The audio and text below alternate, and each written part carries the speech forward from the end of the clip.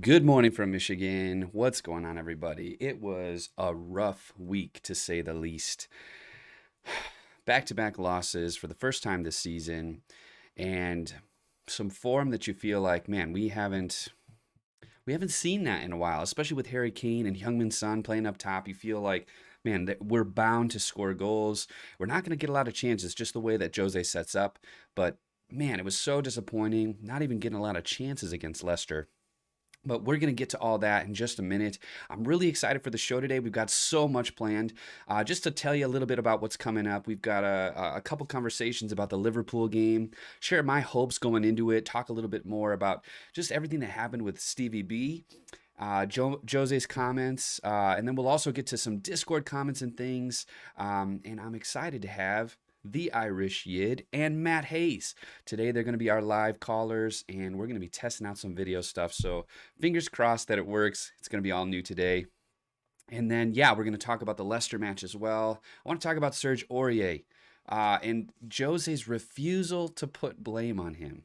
I don't know. It's just, it's not great, but we'll see what happens in that kind of a conversation. And then lastly, we're going to end with some trivia, which I'm super excited about. I've been putting this Tottenham trivia together. We've got a leaderboard. Actually, let me show you this Tottenham leaderboard. Let's see here. Boom. This is an example of what our leaderboard looks like. And just imagine your name in that top spot. Different points for different questions. The first 7 questions will be worth 1 point each, and then there will be the last 3 questions will be worth 3 points. We've even got a bonus question today, so I hope you're excited. I hope you'll stick around. That'll be closer to the end of the show, and we are just going to have an awesome time. I'm super, super excited. So let me just first share with you some questions that I have for you, and you can get into the live chat right now and share what you think about this. These are the questions that I've had, and if you're not watching live, please get in those comments and share your answers. We've got these 2 questions, and we'll have a couple a little bit later on in the show, but these are the ones. We need, this is something I saw on Twitter. Okay, someone said this on Twitter, and I would love to hear from you. We had some people on Discord share some of their thoughts. I'm excited to share those. But this is what they said. We need a big transfer window next month. 3 signings minimum if we are serious, including a competent right back and another, spelled wrong, another workhorse midfielder. Do you agree or disagree, and why? I would love to hear your thoughts on that. And then the second question is this. Were you expecting to win at Anfield, or was it just because we had the chances to win it that made that loss disappointing? I felt like it was the loss against Liverpool was disappointing because I felt like we were so close. But that's just my opinion. I would love to hear your thoughts. Let me know in those comments down below or in the live comments right now. So let's kick things off. Going into Anfield, we drew against Palace, and I felt like I had hope. Darn it, we had hope. And we were top of the table. I felt like we were in a pretty good run of form. You were looking at all of our different games against the top 6, and we were holding our own. And I was almost thinking about how we did against Manchester United away and thinking, man, obviously I don't see Liverpool allowing us to score 6 goals against them, although Aston Villa did, but that was away for Liverpool. But I felt like, man, this could be a moment, a time for us to let everyone know what we're about. And I think we did. We kind of let everybody know what we're about. And I hate saying it like that, but I feel like it's just a frustrating moment, because there was a couple moments where you felt like Steven Bergwijn really could have put it in the back of the net, or he could have dished it off and someone else could have put it in the back of the net, but it didn't happen. But I want to say this, in having some conversations on Discord, look, Stevie definitely had a bad game, but there was some, from what I heard, people were just mistreating him on Instagram, and that just bugs me. I feel like, it doesn't matter how rich you are, how famous you are, whether you're a football player or not. I just don't feel like people deserve to be treated like that. So, yeah, I felt bad for him in that way. he's still figuring out this new system under Jose Mourinho. I believe Jose even said himself that, this was not somebody that he would have initially picked to be part of his squad. But Spurs brought him in, and man, it just feels like he's working so hard to get into this side. And so, yeah, he had a bad game. Really kind of an unlucky hit of the post. I felt like that could have gone anywhere, and of course, it came straight back out. But yeah, and then the other part of this too that just kind of bugs me is that Liverpool went on and just destroyed Palace, right? We drew with them 1-1. They destroyed them 7-0. And yeah, my question for you is this. Do you feel like that shows the difference between our two sides right now? I mean, I know we were at the top of the table for a couple weekends, but I mean, we knew how close that table was, just so close. The points difference between 1 and 5, 1 and 6 is obviously just razor thin because here we are in fifth.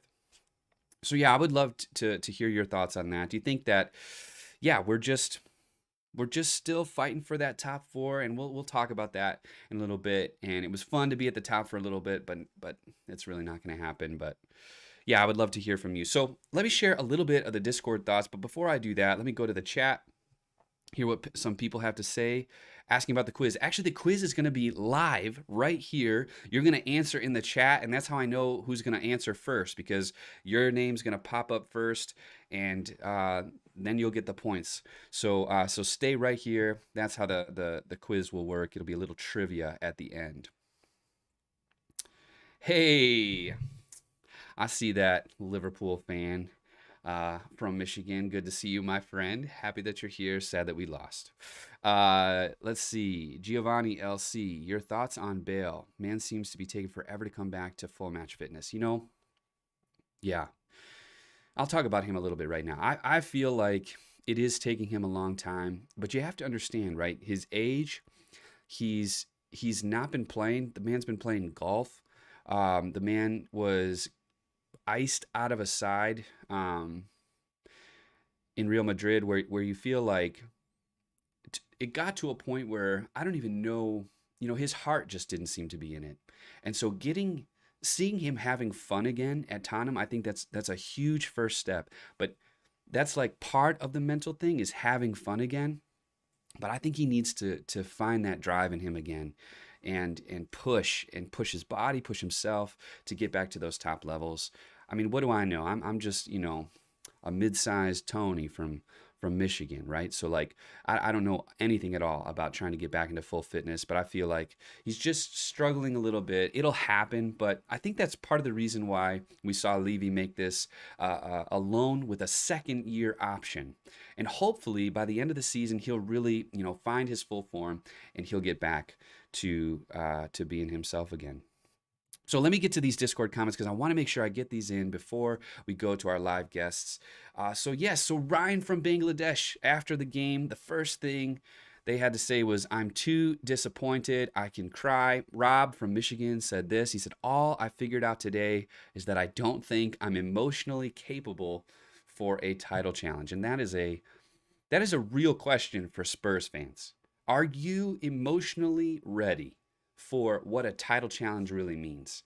I mean, we struggle with the top four emotions sometimes. And people can go Jose in, Jose out so quickly.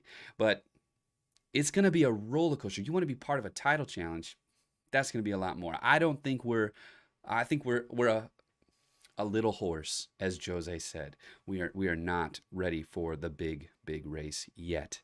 But like I said, videos and videos ago, I feel like top four, a couple trophies, certainly will be a successful season.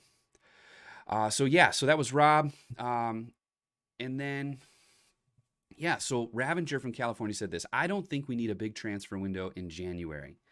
Darty is doing okay as a backup right back, and we don't really need another. And also, I think Skip will do well to be Højbjerg's backup." And I've said that before. I feel like I mean, I don't know. I wouldn't necessarily recall Skippy in January. I don't know if we can. I haven't really looked into that specifically, but I feel like, man, Skip is doing awesome in the championship, and I would love to bring him back as an understudy to Højbjerg and then get him some game time with the first team. Ravenger goes on. For the second question, I had some questions in the Discord. If you want to be a part of our Discord server, there's a link in the description. I would love for you to be a part of that. Ravenger says, of course, I'm sure no one expected us to win at Anfield because Liverpool is undefeated there. But even Lingard wouldn't have missed the chance Stevie did. Bruh, F's in the chat for Stevie B. That was tough. Ravenger, you always make me smile. You always make me laugh with some of these comments. And then the third question that I had asked, Ravenger says this: I think playing defensively worked against Arsenal and it worked against City because all they care about is possession. That's what Pep did at Barca, and Arteta worked with Pep. But I think Klopp's style is more like high pressing, and I think that worked against our counterattack strategy. I'm not really a professional soccer analyst or anything, so I'm pretty sure I'm wrong, but that's just my thoughts. Also, some thoughts I have is it seems like Bergwijn knows he has 0 goals this season and is desperate to get a goal, but I just want to tell him to calm down, and I guess that's going to be it. It was our only chance to beat Liverpool because of all the injuries they have, and we lost. I really hope that it is not the case, but maybe our race for the title is over.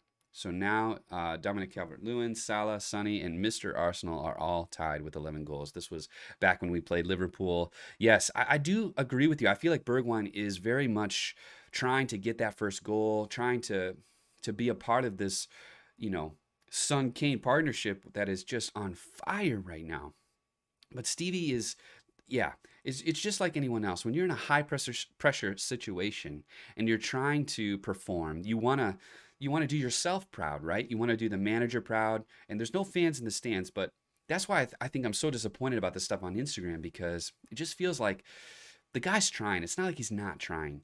And so I'm disappointed that people would treat him that way. But anyway, let's continue.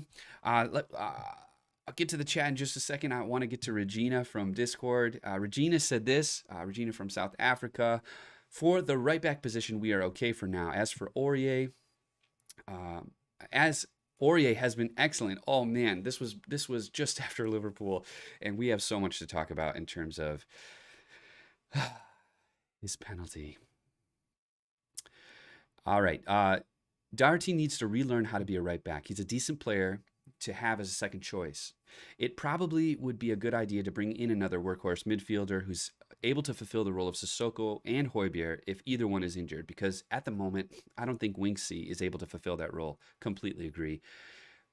I don't think Winksy, I've said this before, I think Winksy leaves in the summer. I don't think he leaves in January. I would love for him to still be a part of this squad. I mean, he's homegrown. It's hard to get rid of a homegrown player. But if he sticks with us, I would love for him to get a trophy with us, and then all the best to him in his career. But I just feel like Spurs have taken that next step, and kind of like a Ryan Mason or Nabil Bentaleb or something like that. Like these guys that come through the academy, I love them to death. I want them to succeed, but I feel like it probably would be better for him to take that next step in his career. Regina continues: before the game, I would have taken a point any day. During the game, I grew in confidence that we might actually go on to win the game due to the big chances created, 4 compared to Liverpool's 0 at that point. After the game, I felt gutted that we lost, especially in the manner in which it happened. A bullet header in stoppage time. Fun fact: before the match, Firmino hadn't scored in 7 games. I don't know if that's a fun fact, Regina. But thanks for sharing. And yes, of course, his dry spell had to be broken against us, didn't it? Yes, unfortunately, it did happen that way. Yeah, I still think in Mourinho we trust because of all we've seen. His tactics, analyzing opponents. So the knowledge like that against the likes of Crystal Palace, to sit back and soak up pressure and hit teams on the counter. He would have coached the players on how to play effectively when we have most of the possession and how to play on the front foot. We saw the team play decently well in the first half against Palace with most of the possession, and against Liverpool, we did well to nullify the chances they tried to create. So with the players we have, there's enough quality to adapt and do well in both styles of play. I really agree with you on this, and that's why I think I'm so confused as to why we continue to seem to play one style of play. right? We have the creativity, we have the technical ability to be able to keep possession and hold on to possession. And yet at times it just feels like, man, that is such a frustrating thing to continue to see us sit back against all types of teams. So we'll have to see what happens in the future. Let me go to the chat here really quick, and then we got a quick audio, and then we're going to invite our live guests onto the show. I'm super excited for that. Let's see here.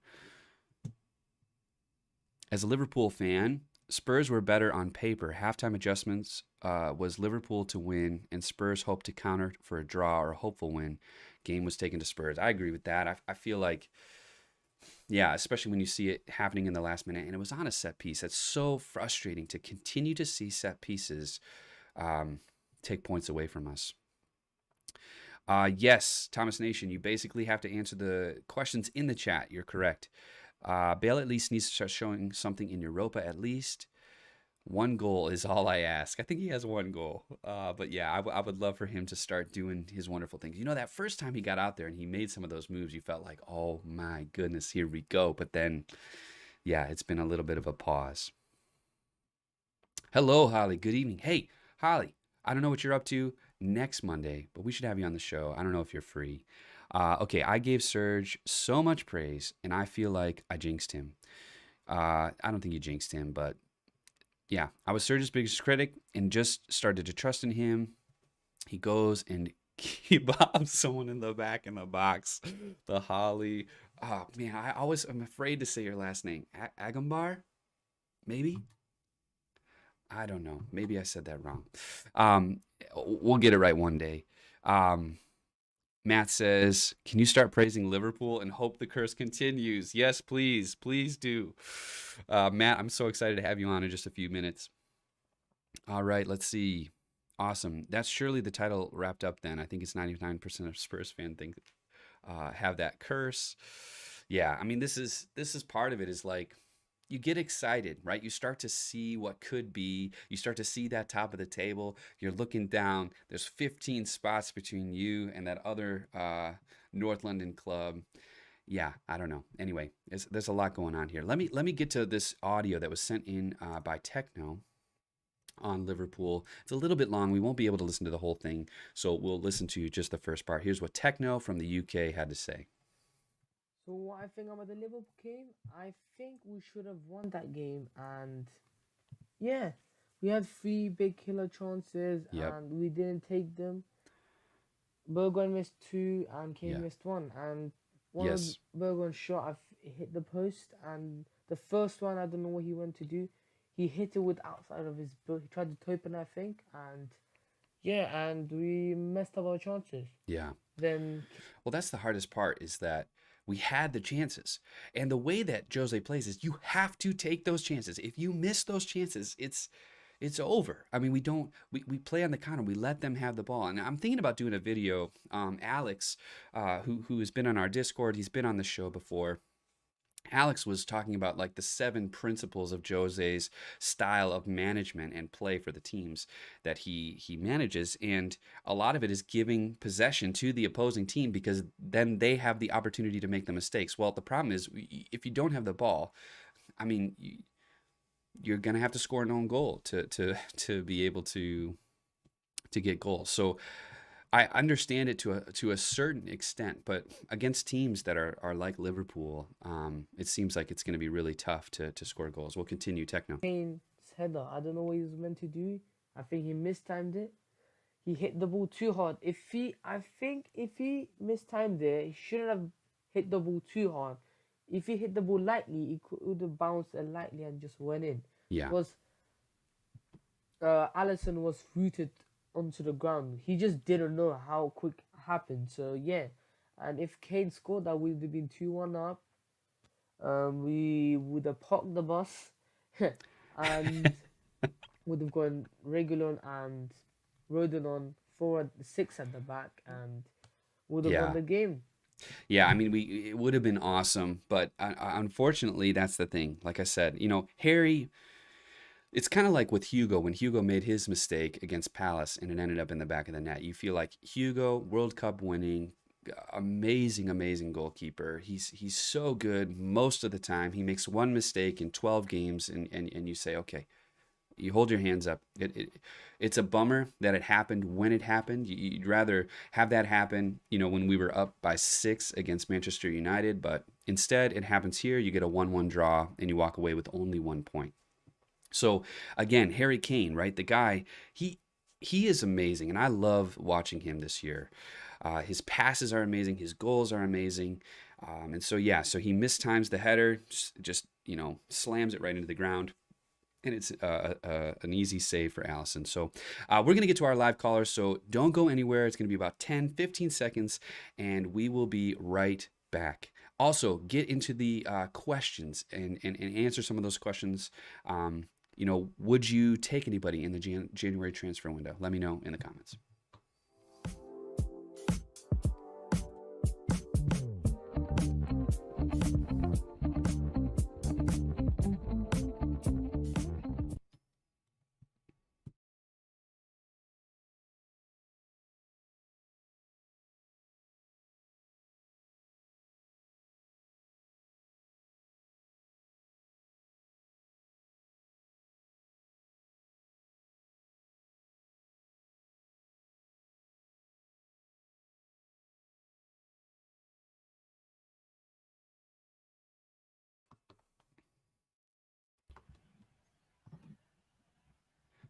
All right, we are live with Matt from Matt Hayes Tottenham blog and David, the Irish Yid. So glad to have you both. Real quick, let me just plug this channel. Matt Hayes, I just want to say how thankful I am for this guy really quickly. Let me just show this.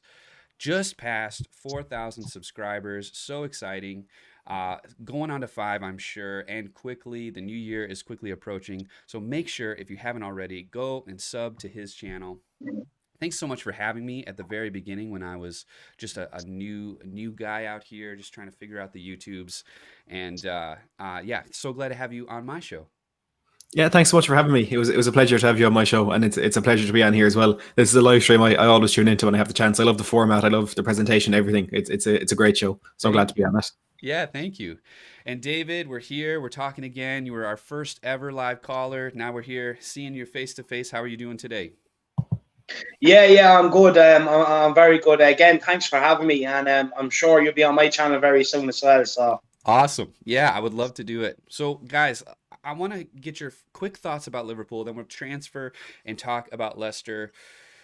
Do you blame Stevie B or do you blame the team? Do you feel like it's just missing those chances that he should have taken, or is it a whole team effort? Matt, we'll start with you. I think. I don't know if I'd blame Steven Bergwijn, but I kind of would in a roundabout way. Like, I don't want to say it, but it almost is the case. In the style of football that we play, you have to take your chances. It's as simple as that. And look, Harry Kane missed a gilt-edged opportunity as well. He had that header from the corner, which he should have put away. I think I'd say it's one clear-cut chance each. I think Bergwijn's first chance, Trent is putting him under a lot of pressure. It wasn't as easy as the second one. And look, there was an element of tough luck when the way he came back off the post, but at the end of the day, he still missed the chance. I think the team played almost perfectly. Yeah. Jose came out and said the best team lost. I do agree with that, and I know it's a very controversial statement, and it's causing a lot of strife among the Tottenham fan base at the moment. But like I said we did a post-match show on my channel straight after the game, and I said it before Jose Mourinho did. I think we deserve to win. We played fantastically. From an opposition fan, it's looking at us parking the bus and saying, "Oh, well, you got lucky. You only lost by 1 because you're playing defensive football." But it's much more than that. Yeah. It was a game plan. It's a philosophy. There's principles behind absolutely everything that was done on that pitch, and our game plan up until the 89th minute worked to absolute perfection. I think it's hard to say that we didn't deserve to win that game, because I really do think we did. Yeah, and I think that's, to me personally, that's what made it so tough.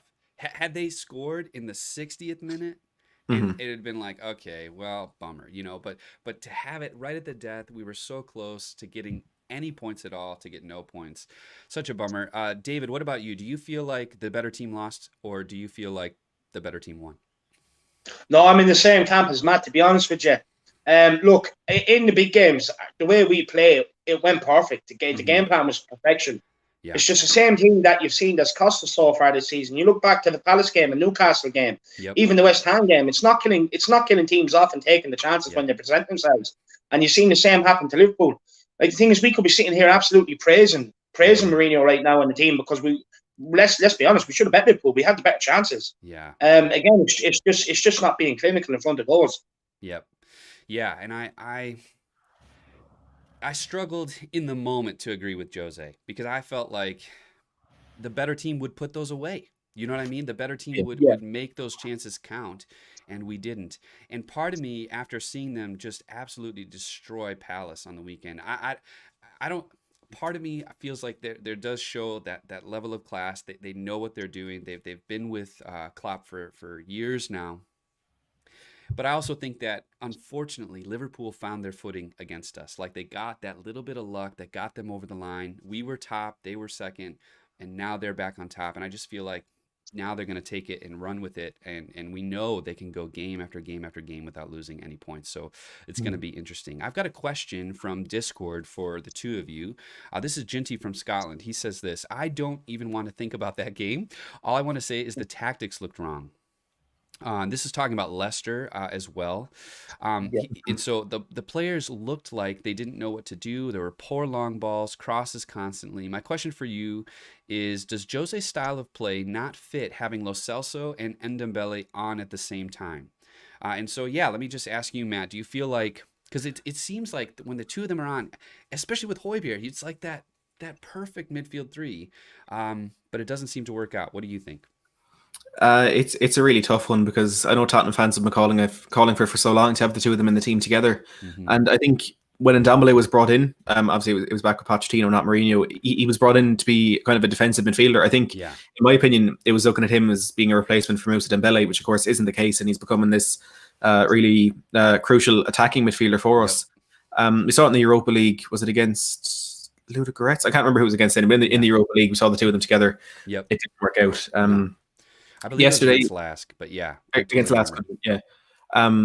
Yesterday, it was a weird one, because like me and David have been talking about this for a while. We think Lo Celso on the right-hand side is potentially an option.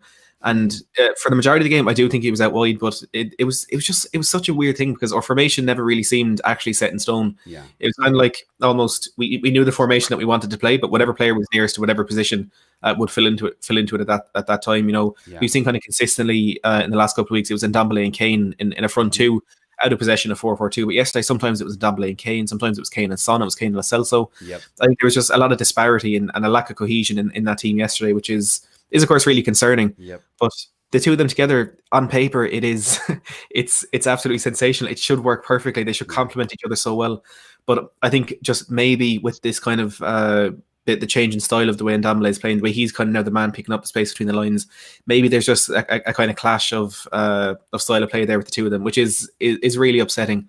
But I think for now, Højbjerg, Sissoko, and Ndombele is probably our best midfield. David, what about you? Do you feel like, having the two of them on there, they're trying to kind of do maybe similar things and exposes a big weakness? What are your thoughts? For me, first of all, the reason why we play with Højbjerg and Sissoko and one of the two is because, look, let's face it, on paper, our defenders aren't good enough. So the reason why we have Højbjerg and Sissoko in front of them is to work hard. And it does make the defenders look better.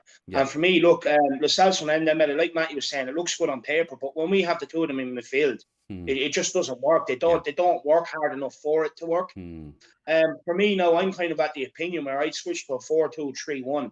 I'd play Harry Kane in the centre attacking midfield and put Vinicius up front. We have to try something different, because this tactics is sitting back against the I want to be respectful, but the lesser teams.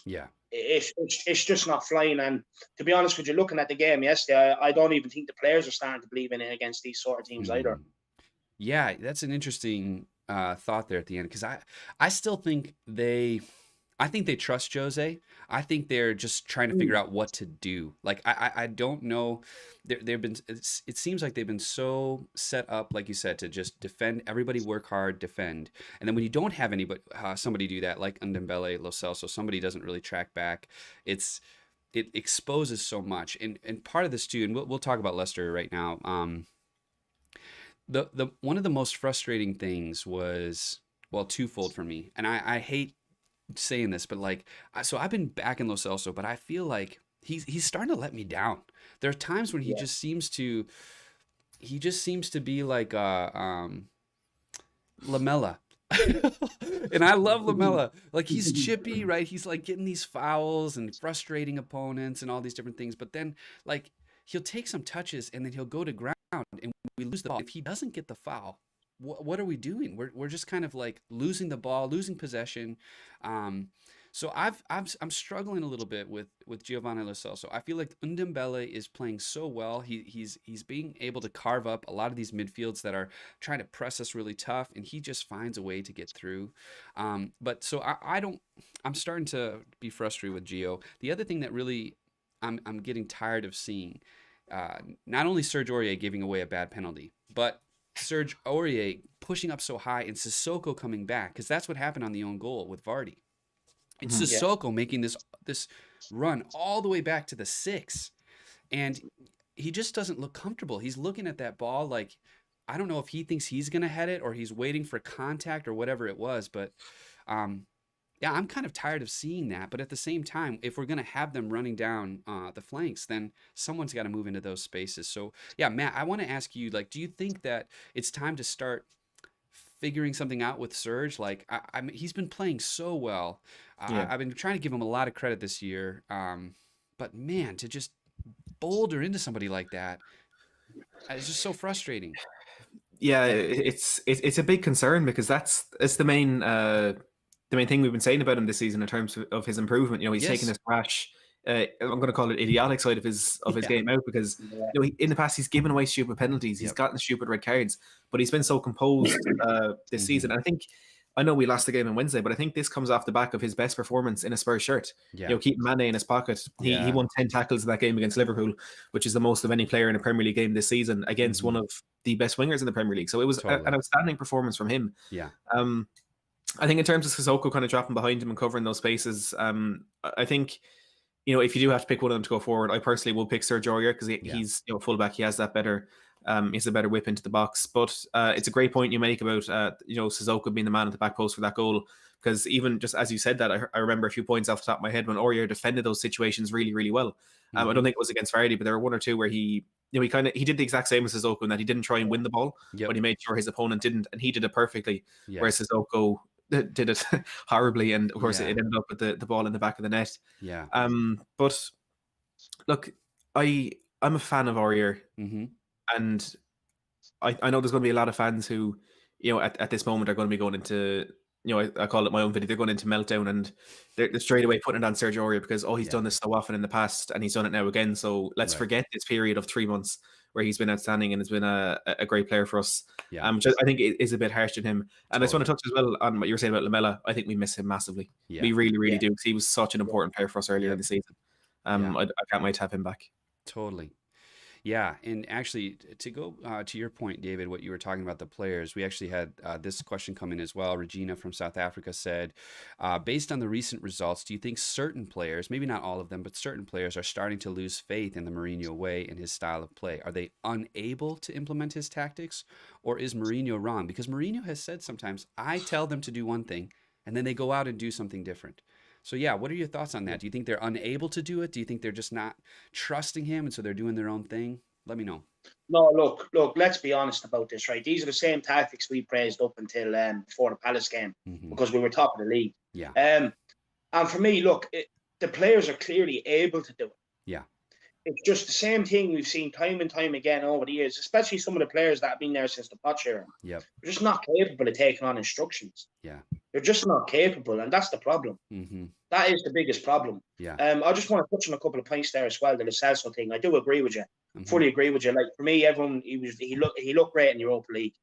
But, you know, I'm overweight and I could look good in Europa League. Do you know what I mean? Against some of the teams we play. Let's be honest. And since he's come into the first 11, like, Mourinho's trying to get him in there. He just hasn't done enough for us. He just hasn't done enough for us. He has let us down. Like, against Liverpool, he was shambolic. He deserved to come off. He deserved to come off. He just didn't fit in Jose's tactics. And on the Aurier thing as well, like, look, moment of madness, like Matty said, idiotic. But at the end of the day, the guy has put in a very good campaign so far. So let's not all overreact on him. And I do agree with it. Just for me yesterday, like, there are certain players that are just looking fed up of of suffering in games and doing the defensive work. Yeah. For me, Harry Kane is one. You look at him against Liverpool. You look at him yesterday. Yeah. You know, it's just not good enough for me. It just looks like he wants something different. They're calling for something different now. They're fed up with suffering because, as we know, in a Mourinho team, players have to suffer for 90 minutes. Yeah. Yep. Yeah. And I think you might be right on that. I do not think it's all of them. I think some of them are hitting their stride in this way, like Dyer, Yeah. Toby, right? These two guys, I trust them in the back, which is a great feeling.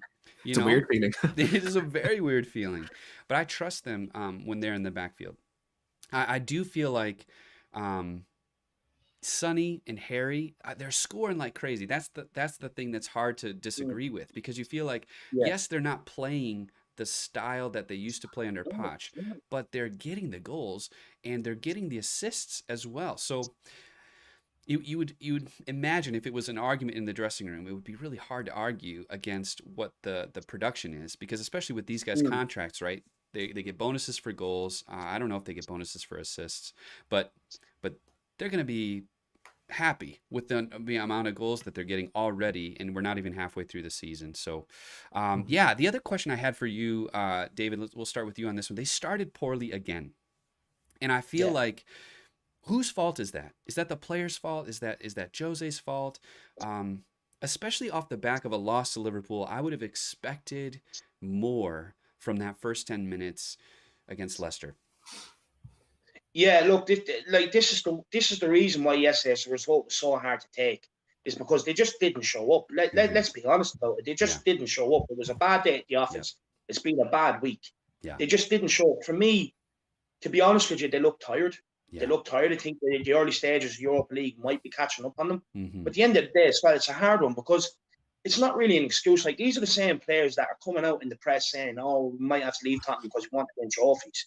But at the end of the day, we've given them a chance to win trophies. We had a League Cup under Mourinho or Pochettino. We lost in the final. We had a Champions League. There's no bigger stage to go and win a trophy. We didn't get over the line. And how many semi-finals and league runs have we tailed off? Yeah, totally. Do you know what I mean? So at the end of the day, it has to be down to the players. It's down to the players and their mentality. Like, the thing is, you look at Liverpool, their squad is stretched. They're playing with some young lads. And they still have a cohesive unit, the mentality to get over the line. We don't. Nope. We don't. That's what hurts. Yep.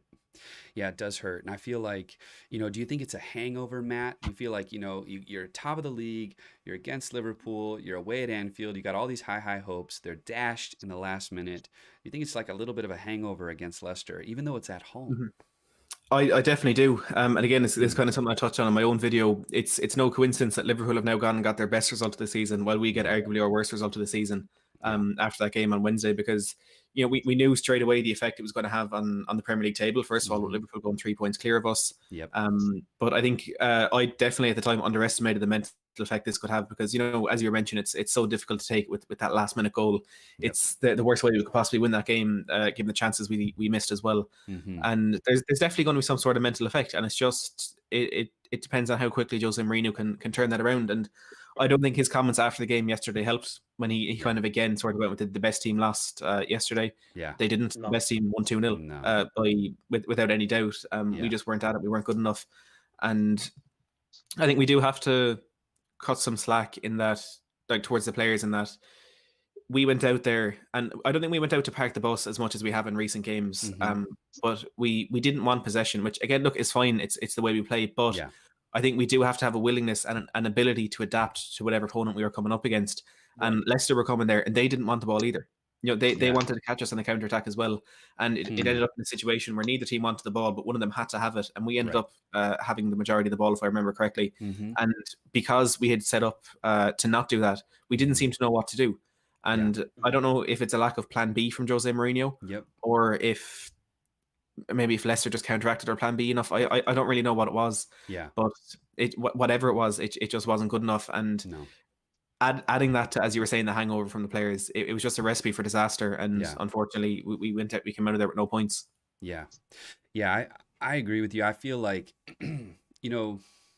Jose is known for like making subs like he did at halftime, right? He brings on Gareth Bale, but I feel like it's not the players sometimes it's the system. It's how we're playing. It's not just replacing, a like for like. He talked about trying to bring on Winksy, even though he didn't do what he was hoping for because he could move the ball better. But I just feel a little disappointed in that, and we'll see.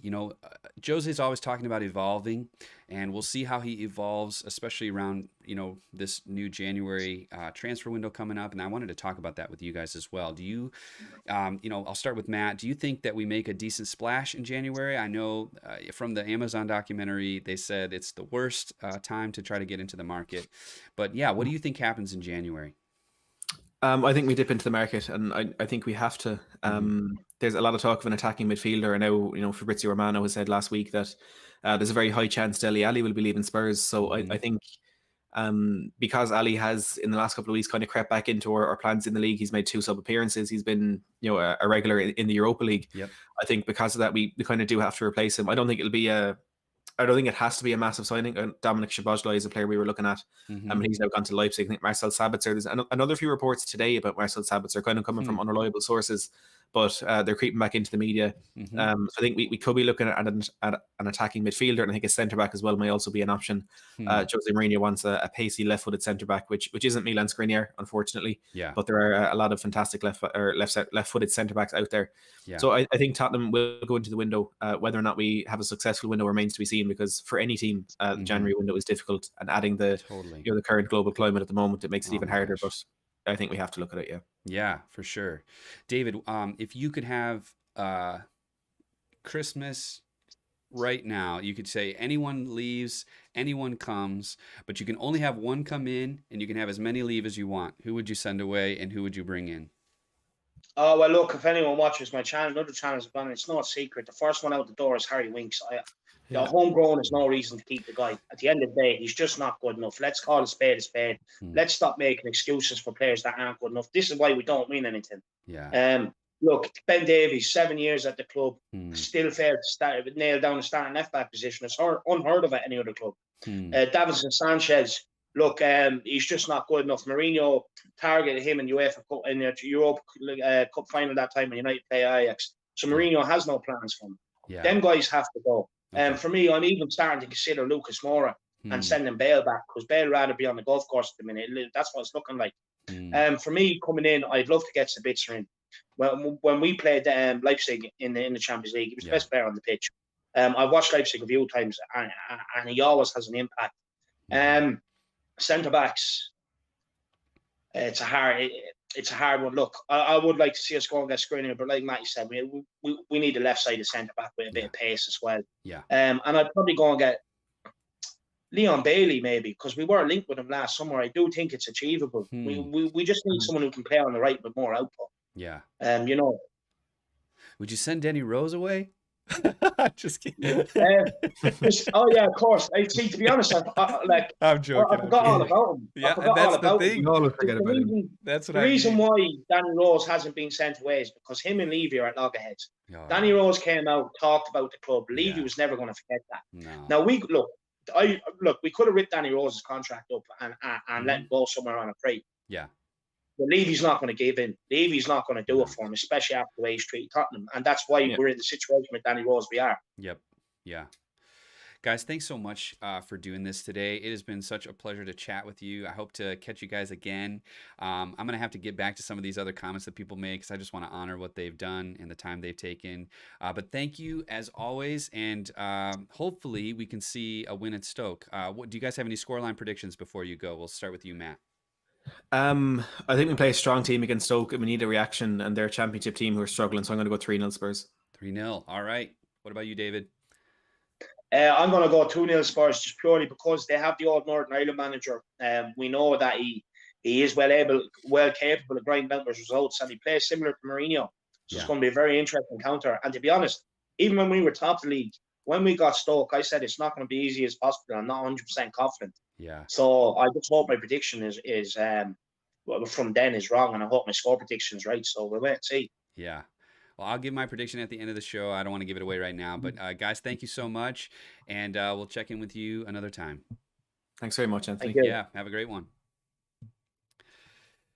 All right. Well, we are so excited to continue chatting. I just want to get to some of these Discord comments, and then in just a minute, we're going to have our first ever. I mean, this is going to be an amazing time. We're going to have our Tottenham Trivia. So, Discord thoughts about the Leicester game really quickly. Luke from Michigan. If you had told us in September that by Christmas we'd be battling for every trophy still and in and around the top 4, you'd take that. And I completely agree. I think Luke has a level head. I think we would have been super happy to be in and around the top 4, still battling for all our cups.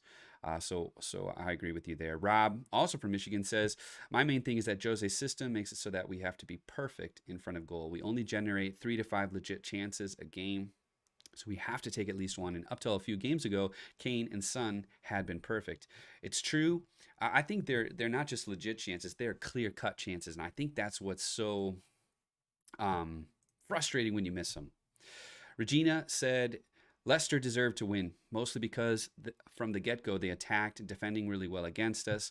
We were more on the passive side, waiting for something to happen. Certainly individual performances were not very good, most notably Aurier's unnecessary foul, which led to the penalty, which was disappointing considering how excellent he's been prior to that, and I have to agree with you there.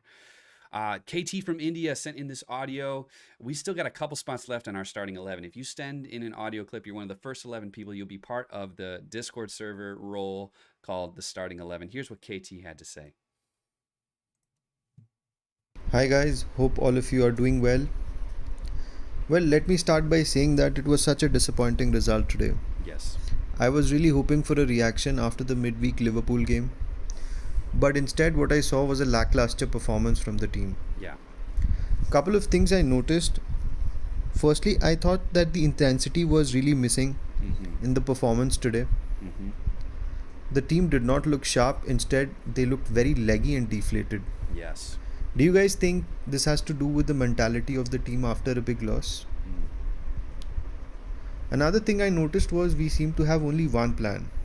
Yep. With Kane dropping deep and the wingers making forward runs.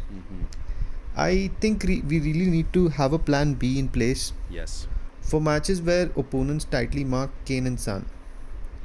I also thought clever 1-2s and cutbacks were not being used at all. Yeah, they didn't happen. Even when we are not on the offensive. Yep. I really hope the team can turn it around for the midweek game against Stoke. Yes. Because it is one of the important chances for us to win a cup. Totally. That's it from me. Come on, you Spurs. Hey. Come on, you Spurs. Yeah, thanks so much for sending that in, KT. And yeah, I mean, we just talked about it with the guys. There doesn't seem to be a plan B. I do think they were a little leggy. I think they were still, just pretty bummed out about not getting those points against Liverpool.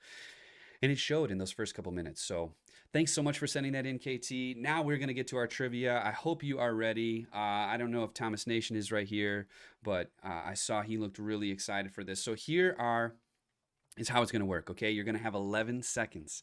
11 seconds. This is what the countdown looks like, okay? 11 seconds to get in the chat and say the right answer. If you're the first person to get the right answer, you will get the points, okay? The first 7 questions are worth 1 point each. The last 3 questions are worth 3 points each. And we've got that leaderboard. I think I showed it to you already, but let me show you again. Just imagine your name at the top of that leaderboard. It's going to be a lot of fun. So hopefully you're ready. Here we go. Here's the first question. And then I'll get the countdown going. Here we go. Ready? Harry Kane. First question. Harry Kane has been our top goal scorer since 2014-2015. Who was the last Spurs player to hold that record in 2013-2014? So here you go. 11 seconds. Who was the last player to hold the top goal scorer since Harry Kane? Let's see if anyone gets it in. Anybody? Ooh, I only saw one. And unfortunately, it was not Gareth Bale. And I'm not going to reveal these answers because I feel like we'll just use them again. Jermaine Defoe was not Jermaine Defoe. So sorry, guys. We'll keep going forward. So it looks like nobody got the first one. That's all right. We'll keep moving forward here. All right. The next one here we have next question. Name the last 5 managers of Tottenham, starting with the most recent. Name the last 5 managers of Tottenham, starting with the most recent. You can just use, you know, a little abbreviations. Ready? 11 seconds. Go. Last 5 managers, including the most recent. Who can do it? Man, 11 seconds might be too quick for that one. I'll give you 22 seconds. We'll try it again.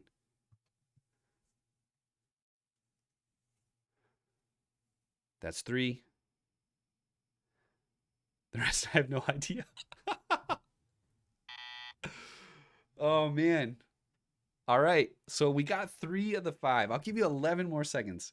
You know what? Just I'll let you write it out. The first person to get it right, I'll give you like more time. And if you are not watching live, you're just watching this show later, don't answer I mean, you can answer the questions in the comments and share what some of the answers are, but tell me how many you get right. I would love to know. So we got, I think that's it. People just know the 3. Well, we'll leave it at that for now. And we'll go to the next question. Okay, here we are. This one should be a little bit easier. Ready? Sun has a... Wait. Oh. Mauricio Pochettino, Tim Sherwood, Andre Villas-Boas, Harry Redknapp. Oh, you are so close. Okay, you are so close. But I said to start with the current manager. We're going to have to try it again. You're ready for the next time that we ask that question.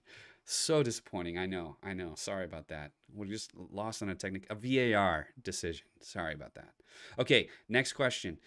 Sun has a sponsorship deal with what sportswear and equipment supplier? 11 seconds. Sun has a sponsorship deal with what equipment supplier? Who can do it? Who's got it? I see, oh man. Hey, Regina! Regina got it. It's Adidas. Well done. All right, let me put that in here. So I'm marking these down so that you can get your points. Regina, well done on that one. Okay, here's another one. What number,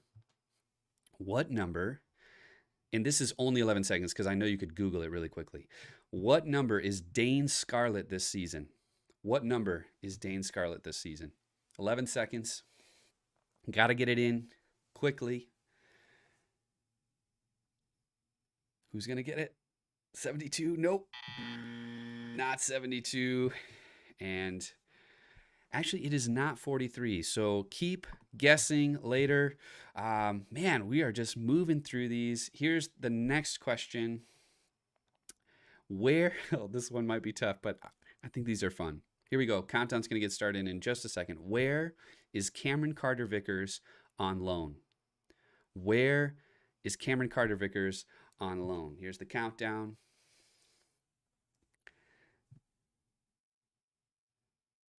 Hey!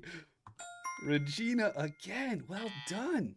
He is on loan at Bournemouth. And let's do this as well. What national team does CCV play for? What national team does Cameron Carter-Vickers play for? Got 11 seconds.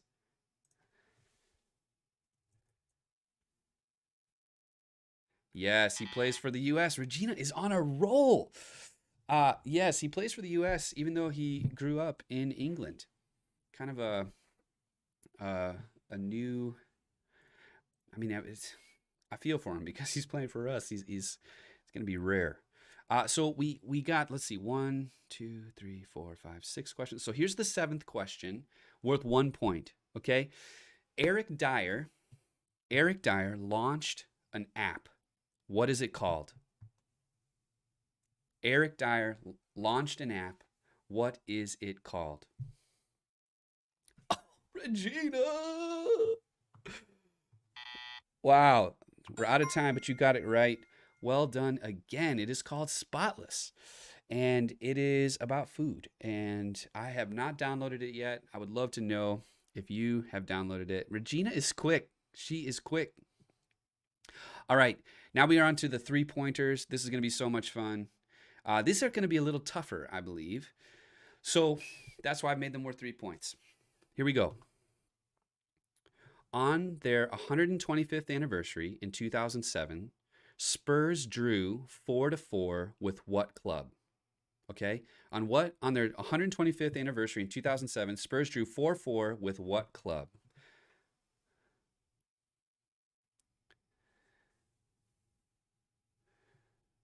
Take a guess. Ooh, ran out of time. Anybody have a guess on this one? Did you Google that? Did you Google it? It's out of time, but now you know it for the next time. All right, and let's ask this question now. Nice. Well, get in on the next time I ask that question. You were just behind the timer. Okay, here we go. This is the second question, worth 3 points. What club did David Ginola play for before joining Spurs in 1997? What club did Ginola play for before joining Spurs in 1997?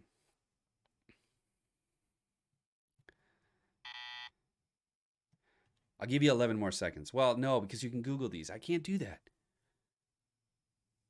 Ah, man. Okay, here's the extra. There's one extra question worth 3 points. And this is how you can catch up to Regina, because Regina is so quick. It was not QPR. Here's the extra. How many Tottenham players have scored hat-tricks in the Champions League?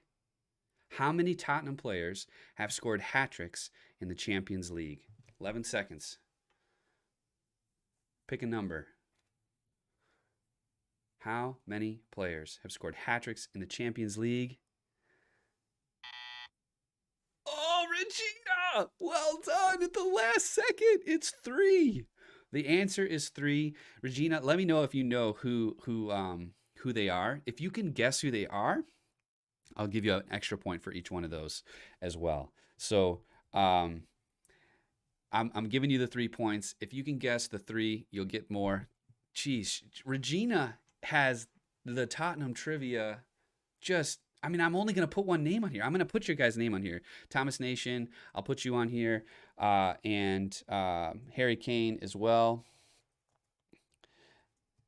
We'll make sure to put you on the leaderboard, but Regina is out here. We got to get some more people because she is rocking it. Okay.